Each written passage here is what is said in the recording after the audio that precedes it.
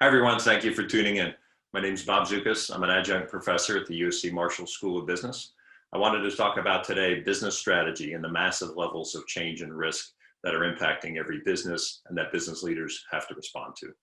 With COVID-19, what we're all living through in real time is a massive systemic failure of every single one of our human-made systems on the planet.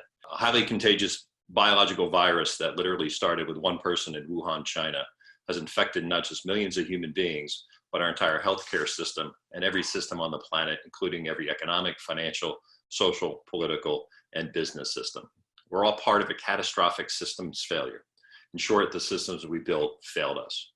And every company is being impacted by this pandemic.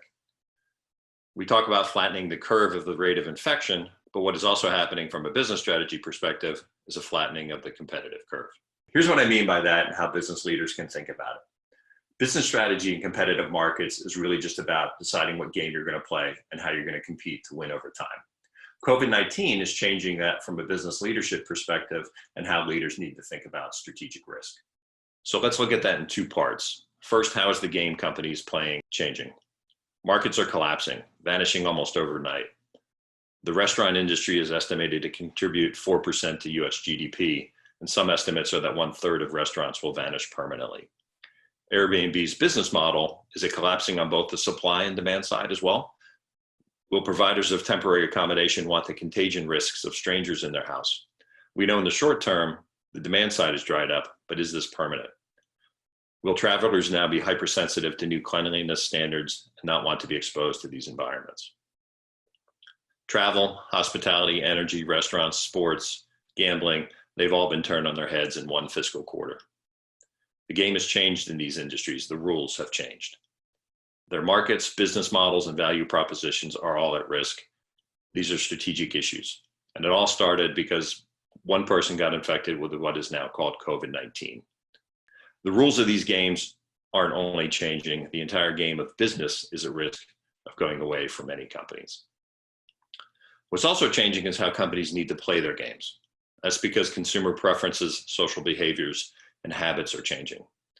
Every human-made system on the planet, which includes every business, serves some human need in one way, shape, or form.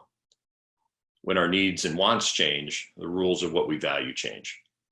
This changes how companies decide to play their games, competing on price, location, convenience, choice, service design, etc. The mix of these attributes that makes up every company's competitive value proposition needs to be rethought. What's relevant, what needs to change, and what can we do differently that responds to new and unmet needs and wants?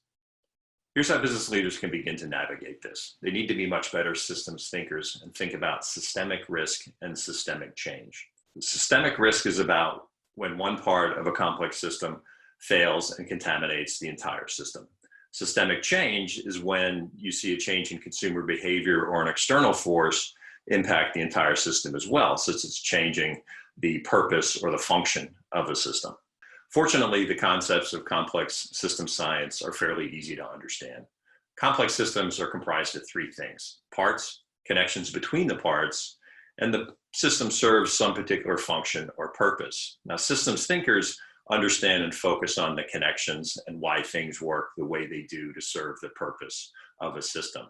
So conceptually, that model is fairly simple to understand, but in practice, understanding complex systems becomes much more involved when you're talking about thousands of parts, very complicated parts, complicated subsystems, and connections between all those different parts and elements. And what we're seeing now is we're seeing external forces also change the purpose and the function of many different systems that are all being impacted by COVID-19.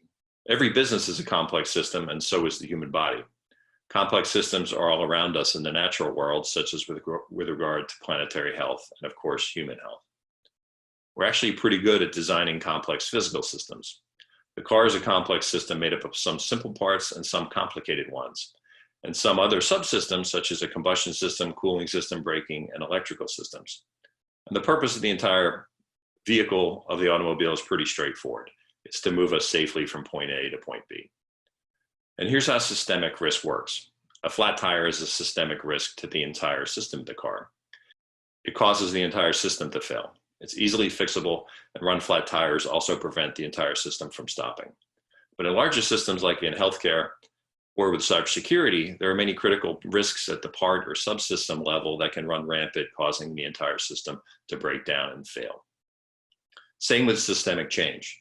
That's the strategic risk for business leaders, understanding how the many external impacts of social, technological, economic, political, ethical, and legal change alter a company's markets and business value proposition.